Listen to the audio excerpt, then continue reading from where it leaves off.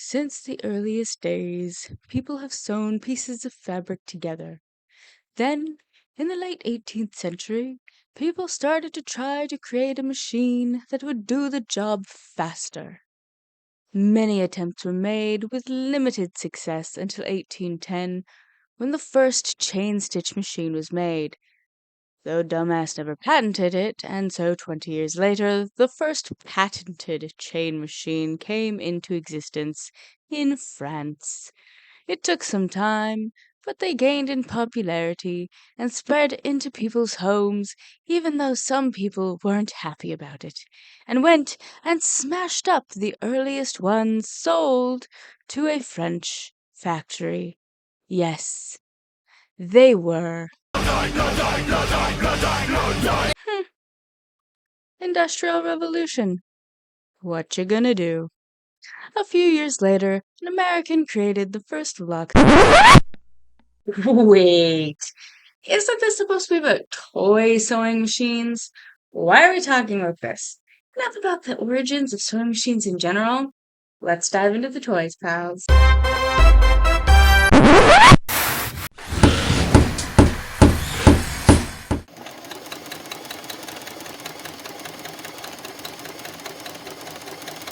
Anyway, it took about 55 years from when the first patented French machines were made before somebody was like, hey, let's take this thing that's this big, but make it smaller. I said smaller. Smaller. There we go. Or maybe they said, das ist gut, because from what I can tell, first manufacturers of these functional miniatures in 1885 were German.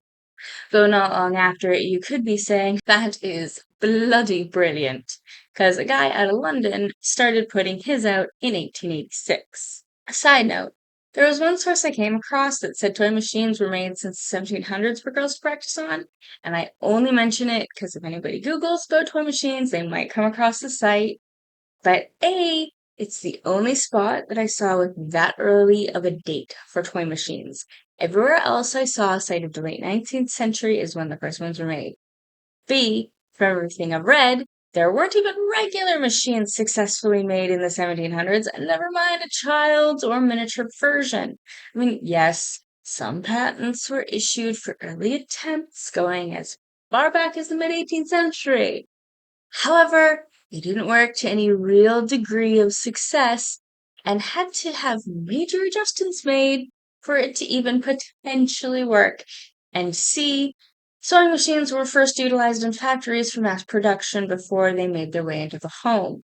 Hand stitching was far more common for the average person in the mid to late 1700s and early 1800s. If you go to a living history museum based around that period and go to a home setting, guess what you're going to see stitching-wise? You're going to see people hand stitching, not futzing with machines. Girls of that era would start to learn how to hand stitch from the older girls and women in their family, as that's what was common. Okay? Yeah. But back to Germany, where there were a lot of companies making these cute little machines, some with bright colors, others with nursery themed or floral designs. But in the first days of them being made, there was one of note. Friedrich Wilhelm Müller. Müller? Mueller. I've heard it both ways. Well, this guy, he made these machines. His earlier models were made out of cast iron, but that quickly gave way to them being made out of tin. Both were common materials for manufacturers of the late 19th and early 20th century. Now, for a short 4-year period, starting in 1886, a London manufacturer, Daniel Judson and Son, also made toy machines. Unlike ones made by Mueller, their machine, the Tabitha, wasn't ornately decorated. I mean, there might be a little embossing on it, but not much. It was stripped of all of that in favor of being just a mainly utilitarian chain-stitch machine. Though in my opinion, it still looks kind of fancy.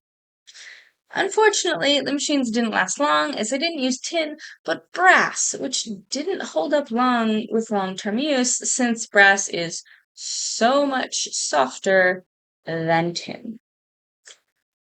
Unlike their counterparts, the Tabitha was not advertised as a toy as shown in this 1886 advertisement, even though it was made to the same dimensions as the toy versions. Another notable German, named Karl Seiper, who was a locksmith, came out with his design for toy machines in 1902. His machines are now popular collectibles, especially those from the late 1920s, due to the well-loved Art Deco designs that he included from that period. Oh my god. Oh my god. I have to denote that it's 1920s, not just the 20s. It feels weird. Of course, not to be outdone, modern sewing megalith Singer introduced their version, the Singer 20, in 1910, made with cast iron. These models closely resembled their larger counterparts. Between then and World War II, they made two major upgrades. One in 1914, when they went from a 4-spoke to a 7-spoke handwheel and introduced a tension disc for better sewing. The second being numbers to denote the threading path, which is how you thread the machine to actually stitch, were added to the design in 1926. It was a really great addition for the beginner sewist. Other manufacturers came and went during the pre-World War II period, and according to one source, by 1919, toy machines from various companies were being advertised in catalogs such as Sears, Roebuck & Co. I did try to find some evidence of this, but the most I found were machines that were more easily portable because a lot of regular machines looked like this at the time. Most regular machines of the day had big hulking cabinets, and so weren't easily portable. I mean, look at that. Try moving it. Just because you want to move from, like, the living room to the kitchen. Not happening. One write-up from the 1922 catalog uses a model's portability as a major selling point, but based on the picture, it's not a miniature machine. You know, one thing I don't get is why catalogs of this era didn't have more pictures. Like, not drawings, but pictures. I know the technology wasn't as accessible as it is now. Like, it was way more expensive, right? But you'd think they'd spend the money for even just a few key pieces. But nope, nope. It's all drawings. Back to the matter at hand, though. I couldn't find the adverts they were talking about. Hey, editing me here.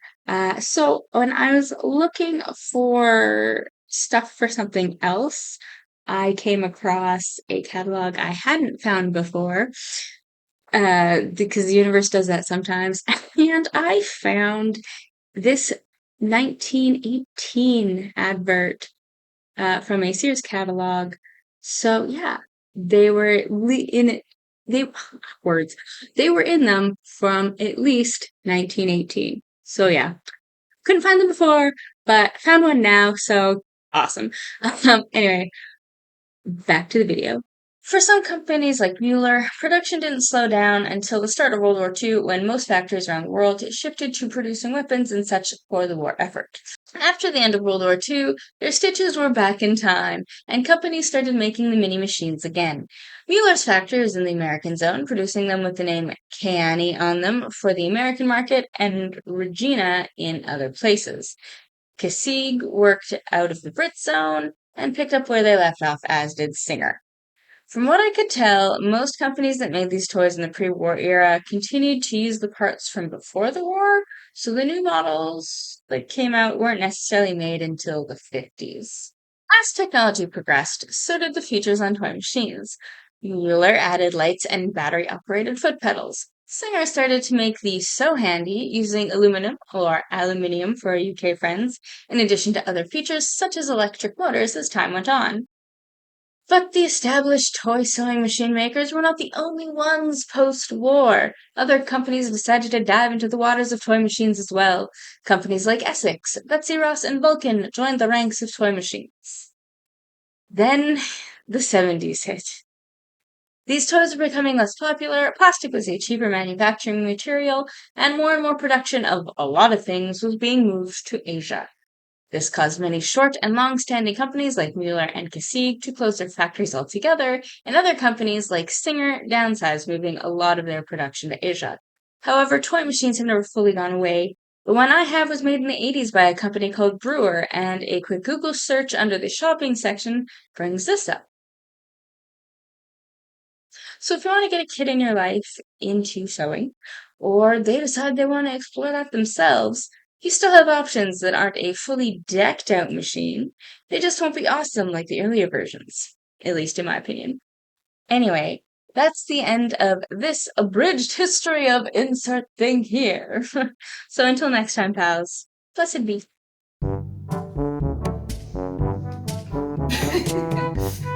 But A, it's the only spot that I saw with that early of a doit. Early of a doit. Doit, yo. It's a doit.